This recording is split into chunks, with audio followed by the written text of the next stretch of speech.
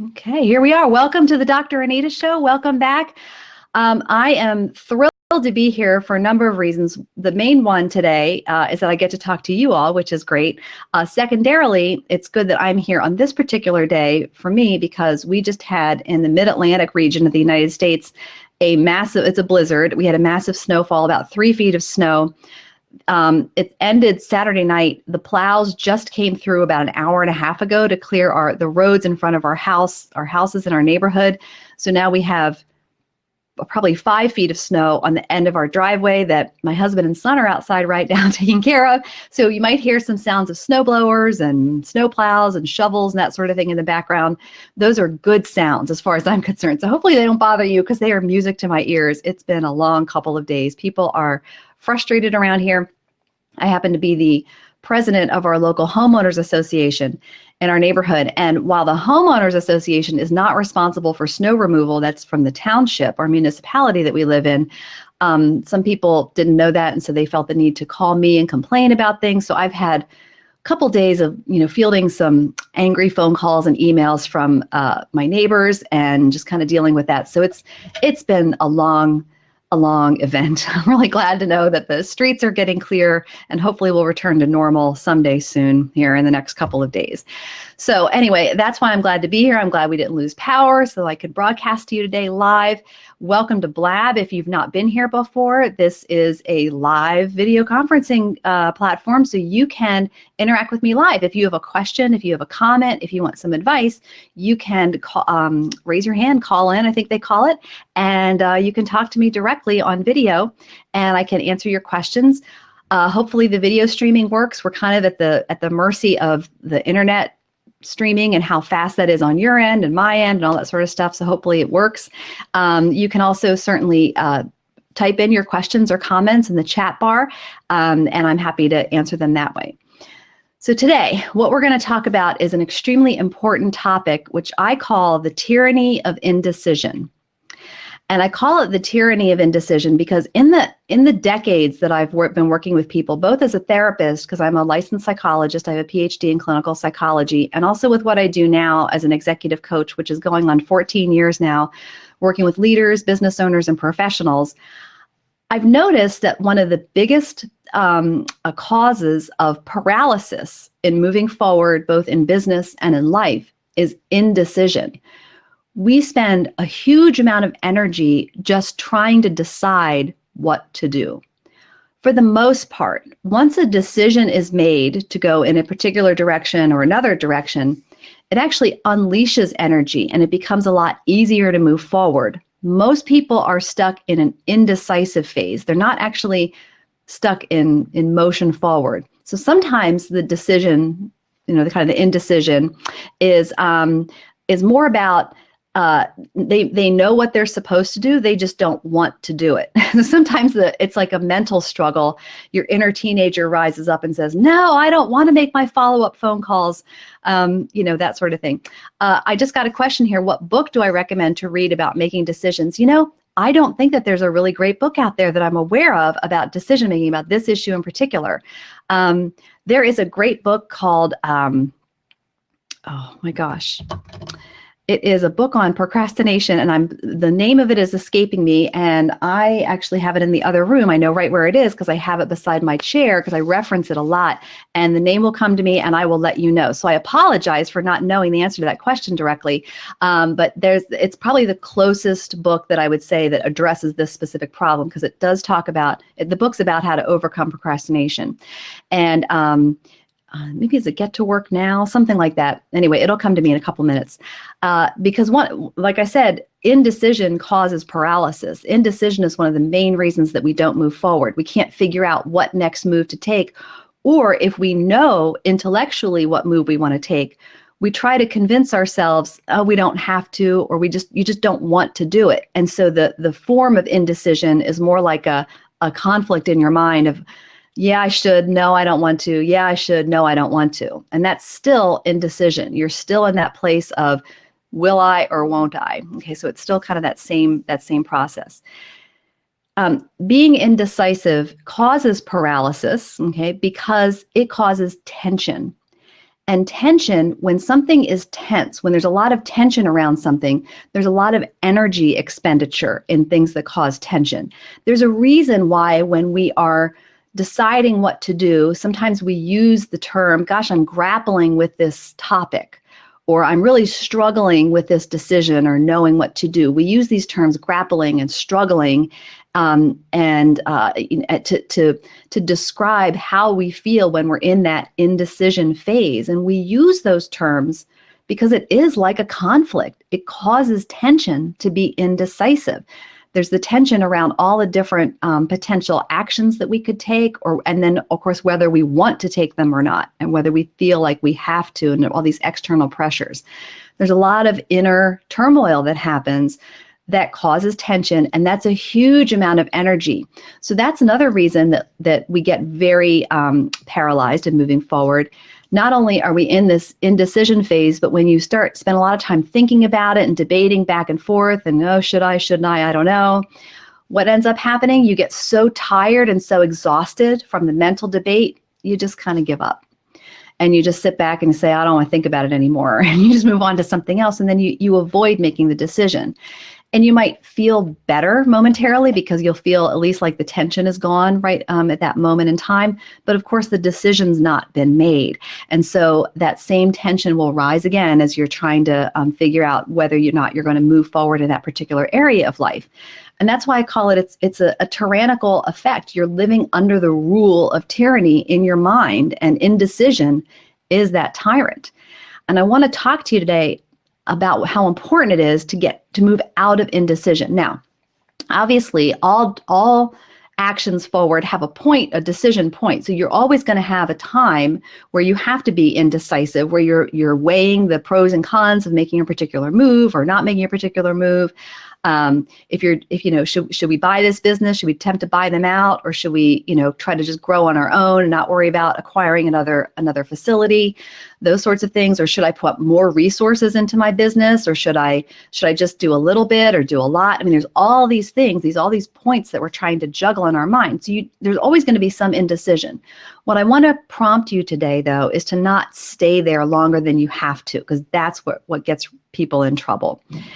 Remember, tension is exhausting. So the more you find yourself in this indecisive place, the more exhausted you're going to be, and then the less energy you're going to have to do other things.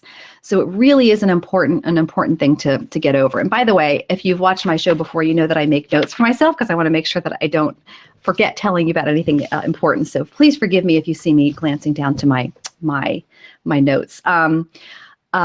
Yes, people in sales, people struggle with indecision. Thank you for that comment. Absolutely. Executives struggle a lot. I work with executives quite a bit, and indecision is a big problem, especially if you don't have a trusted advisor or a series of trusted people around you to help whose advice that you can trust to help you make decisions. So let me tell you, though, you do want to get out of this decision-making mode, though, and actually move into action.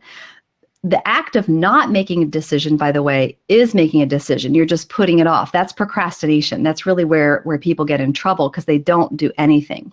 Now, when your brain is churning, though, and you're juggling all of these things, trying to make this decision, in addition to just managing the day-to-day stuff that you need to get through in order to get to the end of the day, that is just, that is so tiring. It's de-energizing. And if you are a leader in any way, that exhaustion and that sense of almost wanting to give up, or just not give up, but just kind of dial back a little bit, that permeates your entire organization, because emotions are contagious. So when you get really exhausted, that communicates subconsciously to everyone who's following you. So you really want to make sure that if you want to have a vibrant, energetic organization, you have to be vibrant and energetic, and that means you have to get into action mode. So hopefully you'll understand a little bit more about how to do that as we go along. And again, if you have any more questions or comments, please feel free to put them in the chat box, or if you want to talk to me directly, you can call in, and I'll let you in, give you a seat, and we can chat about things. Is it a skill that should be taught in schools? That's a good question. I think it's a tough thing to teach in schools. I think also, too, that some people, this is going to sound weird, but it's true, some people actually like to be indecisive. And I think one of the reasons that people prefer to stay in an indecision sphere area is because they don't want to take responsibility for making a decision if it ends up being wrong. They're scared. They're scared that if they make a decision and it's the wrong one or it doesn't work out, that they'll be embarrassed or ashamed or whatever, and they don't want that responsibility. I actually find that a lot. Sometimes even business owners can get caught up in this. They are very scared about making a decision and then being the one who's responsible, possibly for putting the jobs of all of their employees in jeopardy if that decision doesn't work. So, it's a legitimate concern in some ways. In other ways, it's just not. Some people just don't want to take responsibility for anything in their lives, and so they just end up, kind of staying in their status quo. Perfectionism is one of the causes, I think, of indecision for a lot of people. And I just said this to a client this morning, actually, that perfectionism is the enemy of completeness. And sometimes people believe that they have to have everything, all their ducks in a row, and they need to be able to know exactly the outcome that's going to happen in each of these situations before they can make a decision. And you just can't, especially if you're a business owner and a leader. Sometimes, in fact, a lot of times, you have to make the best decision that you know. I'm not in any way advocating that anyone be reckless, but you evaluate the decisions in whatever way is helpful to you and make sure that you get the input of important people that you trust along the way, if they're big decisions in particular. And then you have to make the decision, okay? You have to commit to an action. Now, the reality is, in a lot of cases, if you make a decision and it's the wrong one, you can change your mind, you can course correct, and you can, fix the problems that may have happened, or you can go back and choose the alternative that you gave up, okay, in order to choose this option A, for instance. Some cases, in the bigger situations where people are making decisions, for instance, to acquire another business or to go to get a loan to invest in more capital in their current business, and, taking on a loan is a big deal. You need to have take a very measured, intelligent approach to making those decisions, but please make those decisions. So one of the first things that you want to do is try to figure out, when you have a range of options in front of you, you want to figure out what is the logical outcome that would happen if you made each of these decisions. And now where perfectionism comes in there is that sometimes people feel like they have to know every single thing that could possibly happen if I make this move and that move and the other move. Or even perfectionists get into this state. They feel like they have to know for 100% fact that if they make this move A, that it will work. Okay, they just want to know, they want some guarantee that it's going to be effective. And if they can't have that guarantee, then they're just going to stay in indecision. And let me tell you, there are no guarantees. So all you can do is make the best choice possible and move forward. And sometimes, it's going to be a mistake. So as long as you're willing to fix those mistakes and do what it takes to rise up after whatever problem that has happened, you're going to be okay. You really are. Again, get as much feedback as you need if the decision is big enough that requires you to get a lot of feedback. If you're going to affect other people's lives substantially, then make sure that it's a measured decision, but do not stay in indecision. When you stay in indecision, you could potentially be passing up opportunities.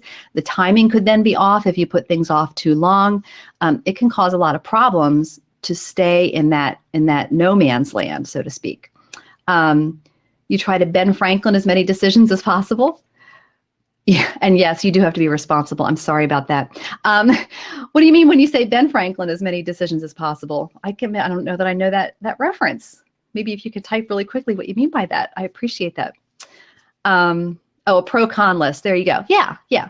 Do your pros and cons. So be intentional, be rational about it. And like I said, get outside opinions if you need to. And then move forward, because another problem with indecision is that you're not moving forward. All right. When you're trying to make a decision, you have a fixed amount of energy, and that energy is being dispersed into a lot of different places. You're thinking about this outcome and that possibility and this potential failure here. So your energy, your attention is very scattered, and it has to be when you're in that stage of indecision. When you stay there, though, your energy just goes out like this. when you finally make a decision and you commit to a certain course of action, you're now very directed. You actually have an enormous amount of energy that you can divert to one specific outcome. And it's really, really great to have that feeling when you shift out of this indecisive mode and into decision-making mode, because now you're action. Okay, now you're moving forward. It's very, very powerful. Now, this can be, these can be decisions that are small or big. So for instance, I had, it's so funny. The other day, I had this debate about getting a new coffee maker, and I would think I was driving my husband crazy. We've had a Keurig for like 4 or 5 years, and I'm starting to miss having just a regular carafe of coffee, in the morning. And so I'm debating about getting, a different type of coffee maker, and there were 2 different ones that I was looking at. And I was really agonizing for a couple of hours, doing all this research on the internet, reading reviews, and which one should we get, which one should we not get. And I was, just kind of mumbling to my husband about like, oh, I don't know which one to get. And finally, he asked me a question related to the lines of, well, what do you need to know in order to make that decision? So I will tell you that, because that was a really powerful thing for me to realize. I guess it was just yesterday I was having this conundrum in my head. What do you need to know? What information do you have to have? Or what has to happen in order for you to even make the decision? Sometimes you need to take a step back and figure out, well, what's going to help me make this decision? Maybe that's the missing piece, okay? And so for me, when it came down to this coffee maker issue, what I needed to know is how much my husband was willing to deal with going back to using the coffee grinds and the coffee filters and, the old-fashioned way we used to make coffee. And I mean, I knew it wouldn't bother me, but he has started to drink a lot more coffee since we had this Keurig, and so I knew that he would be affected by it. And I didn't even realize that was the thing that was actually causing me to be so indecisive, not knowing what he cared about, like if that would really bug him or not. So once I got the information, he told me he didn't care at all whether he had to deal with coffee grinds and coffee filters. I made my decision like in 5 minutes. But it took me hours of indecision to get up to that point. And I didn't even realize what I needed to know in order to quickly make that decision. So sometimes you need to figure that out. What's the main issue here? What is the main problem you're trying to solve? What is the main sticking point that is actually causing that point of indecision? Sometimes you need to figure that out. Sometimes the issue is a lot bigger. So, I did a blab about a month ago on my $30,000 failure. And I was very upfront about how I spent $30,000 to get a website up and going that failed. It has not generated one dime for me. And I put $30,000 into it. And I didn't do it blindly. I didn't do it stupidly. I did lots of classes and trainings to try to get things moving. But that's a lot of money. And just for a sole proprietor of I am my business. And so that was a lot of money. And I realized that when I put my money into my business, that was $30,000 that wasn't going to go to my family. So I was very mindful about making decisions having to do with money and this website, because I knew it affected the family. And for me, the important thing is that I knew that my husband was on board with this because it would affect the family. So if I knew that my husband was okay with it, then that was a little bit easier for me to make that decision. And then at a certain point, I just had to kind of hold my nose and just jump in and make a go of it. And over 2 years, I did spend the $30,000, and actually more than that, over about 2 years, and it resulted in absolutely nothing. And so I made that decision, and it turned out to be, in many cases, the worst possible outcome, which, I had the money to spend, so it wasn't a catastrophe. I didn't go in debt to fund that.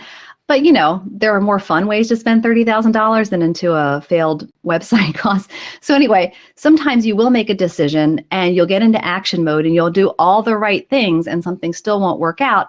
It doesn't mean that was the wrong decision either. It provided me lots of opportunity for learning. And actually what it did too is it made me realize how powerful failure is and how important it is to talk about when we fail. So, to not be ashamed about it. And, I've talked about this in my blabs in the past couple of weeks, how I really want to open this discussion up about failure, shame, embarrassment, self-consciousness, all of that, that's keeping us back. And I also think that ties into indecision. If you have a history of failure or times when things didn't work out the way that you wanted them to because of a decision that you made, that weighs on your mind. You kind of double think things or triple think things and think, oh my gosh, do I really want to, jump into this again because in the past it hasn't worked. Well, we need to use our past as a reason to, or as a way of learning how to make decisions in the future. So failure is a fabulous opportunity to figure out what didn't work. And I'm very clear about what didn't work on my website. So, it was actually a gift. I mean, it allowed me to understand that there's a whole industry out there that I thought was going to be a lot easier to break into because I had so much experience, real life experience. I thought it would be easy to transition to online, and it really isn't, because the online industry is totally different. Anyway, it gave me a lot of information. It taught me a lot along the way and all that sort of stuff. So, but it'd be easy to be stuck in indecision and to want to dial back every step along the way because I had this, kind of unpleasant experience. But, I don't want to be like that, because now that was a pretty irritating situation to lose $30,000. Although the website's still up and going, and it's going to be fine. It's eventually going to earn money. But it would be easy to be, to really think, do I really want to do this, or do I really want to do that? Maybe I shouldn't, and get caught up in what I call a mental debate. Should I do this or shouldn't I? And I don't like that. Even just that little bit that I had with the coffee maker situation yesterday, I hate being indecisive. I think I used to be more indecisive than I am now, because I've realized it's a big waste of time. There's a certain point where indecision becomes really counterproductive. For a certain period of time, it's necessary. You have to figure out what is the best course of action. But then you need to shift into commitment mode, and you need to move forward. And that's extremely important. It's very powerful and very energizing to make a commitment and then to just start moving forward. So let me give you I jotted down here 4 tips, because I like to give people some very practical things that they can use and try and that sort of stuff. So I want you to know too that it's really, you cannot start something until you decide you make a decision. You can't begin anything until you make a decision. And you can't finish something until you've started it. So indecision is really getting in your way of getting things done. So it's very, very powerful, like I said, and empowering to make a decision. Just don't be one of those people who is scared of taking responsibility of making a decision. There's a lot of people out there like that. Nobody in my audience, I know. But I'm sure you know people who are like that, who are scared of having the responsibility of something, and that's why they're not making a decision. I know you're not like that, of course, but some people are. So remember, you can't begin something until you make a decision, and you can't finish something until you begin that thing. So, all right, living in limbo is just terrible. All right, here are 4 tips now. The first tip about when you're in that limbo phase of trying to make a decision is that you can always change your mind, or change your course of action, or course correct, whatever you need to do. There are some big decisions that would be admittedly extremely difficult to execute a course correction if you end up making the wrong decision. So I'm not here to tell you that it's simple to do that if you make a wrong decision in all cases. But in most cases, probably 80 to 90% of the time, if you make a decision and it turns out to be the wrong one, then you'll just fix the problem. You've done it before in the past. I guarantee we've all had situations where we've made a bad decision, and we may think, oh, I wish we hadn't done that. But you know what? You fixed the problem. You're still here. You're still around. So it wasn't a catastrophe for the most part. So you'll fix the problem. Okay, so always recognize that you can always change your mind. If you make a decision, you start forward on a particular course of action, you realize, oh, it's not the right one, then you change your mind and you shift gears, right? Course correct. The second tip is that if you're choosing to live in limbo, okay, if you're choosing to remain in that point of tension and indecision, that in itself is making a decision. Okay, I know there's a very popular cliche that not making a decision or deciding not to do something is a decision in and of itself, and that's very, very true. And understand that what you're doing is you're swapping out wanting to move forward and get things done with wanting to just flush energy down the toilet, essentially, because you're insisting on living in that point of tension, and you're making a decision to stay there, and that's debilitating. So I'm not going to tell you not to do that, But I do want you to understand the consequences that when you're choosing to live there, wow, that is a choice in and of itself. And it doesn't feel good. It really doesn't feel good. The third tip is I want you to identify, like I mentioned with the coffee maker issue, try to identify what is the key piece of information that you need in order to make a decision, in order to figure out which course of action you should take. For me, I didn't even realize what it was I was grappling with until I started talking to my husband about it, and he asked me the question, and it made me think about it. So I'm going to ask you the question. What is it that you're missing? What piece of information is like the main thing that you need to have in order for you to make a decision one way or another? Now, the caveat is, if it's something to the effect of, well, I just need to know that if I choose course A, that everything's going to be fine or that it's going to work out. That doesn't count as knowing something, because basically what you're saying is you want a guarantee, and there's very few guarantees in life, very few guarantees in life. So that answers like that, if you're finding that you're answering something like that to yourself, well, I just need to have 100% guarantee that it's going to work out, then you know what? It probably isn't the right action for you, quite honestly. I mean, if you need to have assurance like that in order to pursue that, then I think your decision is to not pursue that. So put that to rest, and that's your decision, to not go that action and to stay on this other course that you're on and make that decision and then go with it, okay? If you need assurance, 100% guarantee assurance, then it's not probably for you. It's not the right thing, and so your decision actually is made, right? One of the things I suggest that clients, I use this all the time it's a stress management technique, but I actually also think that it helps with indecision, is I recommend that you do on a regular basis, whether that's daily, weekly, monthly, or quarterly. Probably yearly is too long of a period of time, but you do what I call a dump list. And if any of my clients are listening, you're familiar with this. And what you do is you take 10 minutes where you take a piece of paper, and like a physical piece of paper, not a digital thing or not something that you're going to type on, and a pen or a pencil. So you're going to actually write this. It sounds very old-fashioned to say this, but you're going to write with a pencil or pen on a piece of paper, and take everything that's on your mind, and dump it onto that piece of paper. And I tell you to take 10 minutes because when most people do this, they're really good about the first 30 or 60 seconds. They just take the stuff that's right on top of their mind and they just jot down. And that's great. And then people usually think, okay, that's enough, but it's not enough. You need to kind of search into your mind deeper and think, okay, what was I worried about last week or yesterday or 3 weeks ago? And then all of a sudden, another big burst of worries and issues that you're grappling with are going to come to your brain, and you're going to write those down. So you need to kind of push yourself to really empty out your brain as much as possible from the stuff that's in there, and then just dump it on that piece of paper. Then what you want to do is you want to take that list, your dump list, and you want to divide it into two categories. One category is the things that you have control over. And the second category is a list of the things that you don't have control over.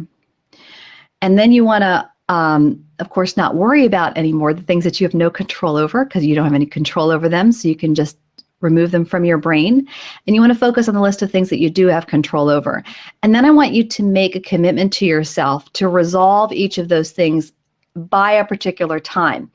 So sometimes we have things on that list that are like irritating things, like going to the dry cleaner, going to the post office to mail something or whatever. It could be little things like that, or it could be, deciding on an exercise program or going to the doctor, whatever. There's all kinds of stuff.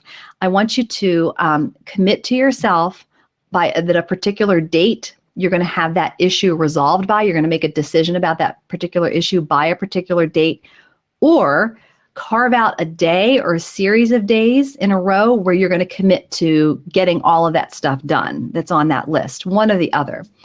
So, because sometimes also indecision is related to a difficulty with time management. Our days are so busy that we find we actually don't have the time to make decisions, to really think through what we need to do. Maybe you need some information you haven't had time to access. Maybe you do need to consult with somebody, a trusted advisor, in order to get some specific guidance on which decision to make, and you haven't even had time to figure out who that person could be. maybe, maybe it's actually you just don't have time to even think through what your options are. So scheduling that time in, or having that time defined and readily available to you, where okay, by this date, that's going to be resolved, extremely, extremely powerful. So make sure you do that dump list. It really is very, very helpful. And a lot of people find that very powerful, actually. It sounds very simple, and it is, I guess, but it's extremely powerful. And then the fourth tip that I want to leave with you is to stop being afraid. And sometimes people, I mentioned a couple minutes ago, they're afraid to fail. So one of the reasons that they're scared to make a decision, they know what they want to do. They're really excited about a particular option, but they're scared that it's not going to work out. They're scared because they know they don't have that assurance they feel like they need. And sometimes they don't need the assurance. They just need to realize that if the worst case scenario happens and you make a choice and it fails, like let's say there's a business that you've always dreamed about opening or starting, and we'll start it. The worst that could happen is that it doesn't work out, and you won't even really know that if it can work out until you dump everything that you have into pushing forward and making it happen. Now, if you're going to have to go in debt to make it happen, or drain your family savings or something like that, obviously, talk about that with your spouse to make sure that that's a good decision for everybody to make, and make sure it makes sense. Have those ducks in a row. But stop being afraid, because most of us, what we're really afraid of, I talked about this last week, we're really afraid of feeling ashamed. We're afraid of feeling embarrassed. We're afraid of being self-conscious. Those are the things that we tend to be afraid of on a daily basis. And I'm not talking about huge, massive decisions that involve the family savings. I'm talking about normal things, even just business owners deal with on a regular basis. For instance, one of the a big issue that I deal with a lot of my clients who are business owners are staffing decisions. Oftentimes, they have someone on their payroll who really has no business being a part of the organization. They're more trouble than they're worth, quite honestly. They're not really contributing, and in fact, actually detracting from the organization. They're clearly not on board with the mission. And they've been there sometimes for years, because the owner doesn't really want to make the decision that needs to be made of firing that person and getting a replacement for a number of reasons. It's a royal hassle to fire somebody. Maybe they feel personally responsible for that person. They just don't want to hurt their feelings or whatever. So they're scared of a lot of things. They're scared of hurting the other person's feelings or affecting them financially. They're scared of being without a body to at least take care of the basic stuff for some time. Those are not good reasons to keep in that point of indecision. You always want to be moving forward. Again, have a trusted advisor who's going to be your partner as you're making those decisions, because and I'm not saying they're easy decisions to make, because I know every decision has a consequence, but choosing to keep someone who's actually detrimental to your organization is not a great option, okay? So I want to encourage you to stop being afraid and to stop letting things like that get in the way of making the decisions that you need to make. Sometimes that indecision really isn't indecision. You know what you want to do, you just don't want to do it for a variety of reasons. And that's where that mental debate comes in, and that's exhausting. So it is exhausting too to have to fire somebody and retrain someone, that sort of thing. But at least you're moving forward ultimately. So, there's the trade-off there. All right, so that was I think that's about all I have to say. If there are any more questions, I know a couple of you sent me some really good questions. Companies are terrible at hiring people and firing people.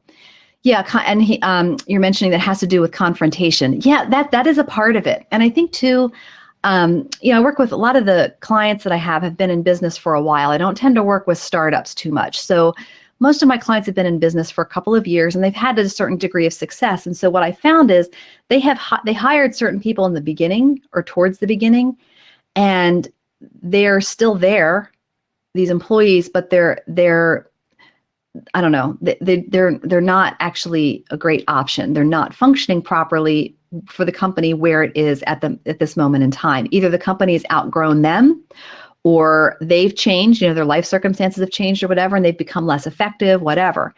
And so it could be a fear of confrontation, that's part of it, but also I think it's just it's a hassle to fire someone and then to find the right person and then train them. It really is hard, and so people avoid it. They put that off because it is a hassle, and that's a huge mistake. It really is, but it's a mistake a lot of people make, and it is. It's hard to find the right person to put in the right spot in a company, in a business. It really is. It really is. Any questions? I'd love to answer more questions, or if you have any specific situations that you need some advice on, let me know. You can even raise your hand and request a seat, so I can unlock the seat, or whatever they call it. Have an open seat here for you. And I hope this was helpful. I like I said, I at the beginning, I entitled this "The Tyranny of Indecision" because choosing to stay in limbo, in that their area of tension where nothing is happening, is so de-energizing, just very, very exhausting. And then when you're exhausted and you're not energetic, that communicates to everybody around you. And it's just tough to mobilize excitement in a group of people when you're not excited and you're not moving forward. Okay, so you have to move forward in order for everybody else to as well. That's the definition of a leader. I do work with a lot of leaders, and I know there's a lot of definitions of what is a leader. And some people say, well, you're only a leader if someone's following you and all this sort of stuff. My definition of a leader is very simple, is that a leader goes first. And if you think about when you were a child and you played the game Follow the Leader, there was someone at the beginning at the front of a line, and everybody behind that person would do what the front person did. So that if you're the leader at the front of the line and follow the leader and you stop moving forward, everyone else behind you stops as well. And they're not going to start moving forward until you do. And they're going to do exactly what you do. So if you start skipping or circling cartwheels or whatever, that's what they're going to do as well. So if you're stuck in indecision and you're in that constant state of tension and kind of anxiety and just angst, that's going to permeate into the rest of your organization. So, or family, by the way. If you're a parent, you're a leader. You're leading your family. And that mentality kind of disseminates across your family as well. Moving forward is powerful, moving out of this indecision. Don't let that tyrant live in your head, okay? You can have moments of indecision, that's fine, but then move out of it. Just don't live under the tyranny of it. What else? What other questions do people have, or issues? I appreciate all the great input and conversation. Making decisions is about responsibility, taking responsibility. Yeah, and you know what? A lot of people don't like to do that. And they just don't. It's tough to believe, but there's just a lot of people out there who want no part of it.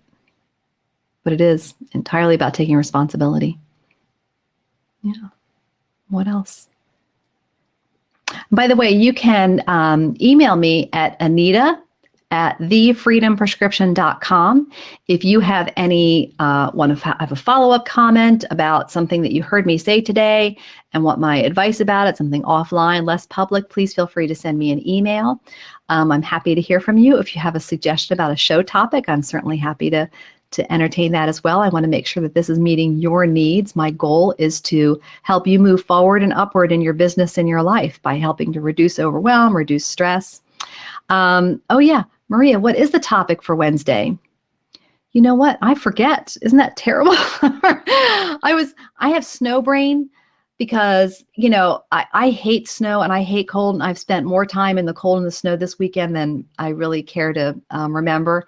And I am now having snow brain, and I don't even have my cheat sheet where I have that written down. So I don't even know the topic for Wednesday, but I can guarantee it's going to be awesome because I have worked with some really incredible people over the course of my career, and they have taught me amazing things, and that's what gives me the content for what I talked to you about today. Oh, Maria will look it up for me. Ask questions to help the decision. Oh, I think questions are extremely powerful. Okay, so the comment is that being in sales, I try to ask questions to help the decision making easier for that person. Thoughts? Absolutely. Questions drive the conversation. So if you ask the right questions, you're really going to help somebody to clarify what they want to do. My husband did it. And that's actually what I was able then to tell you. He just asked me, what do you need to know in order to figure out which coffee maker to get? And I didn't even think to ask myself that question, but it's really important, isn't it? So certainly asking people questions does help them clarify what they want and help them make a decision for sure. Questions are the answer. Yes. Yeah. Telling non-salespeople questions are the answer. And journalists know this. Okay. So journalists in the media, they know this really well. They know that the question that they ask is going to pull for the answer that they're either looking for, or they want to have, or whatever. Therapists know this too. I'm pretty good at asking questions. I think I try not to ask too many questions in my coaching practice because I don't want people to feel like they're in therapy, and I don't do therapy anymore. Oh yeah, Wednesday, want to get organized. That's right. Okay, that's a big one. Organization. So we're going to talk about why people are disorganized and what you can do to get organized and, more importantly, stay organized. That's what the topic is for Wednesday. Thank you for checking up on that, Maria. And if you are not on my email list and want to be on my email list so you'll know when these shows are coming up, I have the shows every Monday and Wednesday, 2 p.m. Eastern, 11 a.m. Pacific time. Head on over to thefreedomprescription.com and you can give me your email address and you'll get on my list. I do keynote speeches. Yes, I do. As a matter of fact, yes. I do workshops, seminars, in addition to working one-on-one with clients. And I absolutely do keynote speeches. Yes. Yes. Thank you for asking. All right, I think we're going to wind down. So I hope, as always, that this was helpful to you. I want to make sure that you have useful, practical, and reliable information to help you move forward in your business and your career. As always, please feel free to email me if you have any questions or any comments. If you want my advice about anything, I'll try my best to answer via email as much as I can. And I do look forward to chatting with you Wednesday when we're going to talk about how to get organized and how to stay organized, and maybe a little bit about why people are disorganized to begin with. And I'll give you some tips to help you out in that area. So I look forward to seeing you then. Bye, everybody. Oh, yeah, a free ebook. By the way, yes, head on. If you go to the Freedom Prescription, Maria put this link in the chat box. You can get, I'm giving away a 43-page ebook on a productivity booster and a stress buster boot camp workshop that I did. I made it into an ebook, and that can be yours for free. So head on over there to do that when you're putting in your email address. You can get that too. All right. It was great. Thank you so much for the conversation. Thank you for the questions and the comments. This was wonderful. I look forward to seeing you all again next time on Wednesday, 2 p.m. Eastern Time on the Dr. Anita Show. See ya.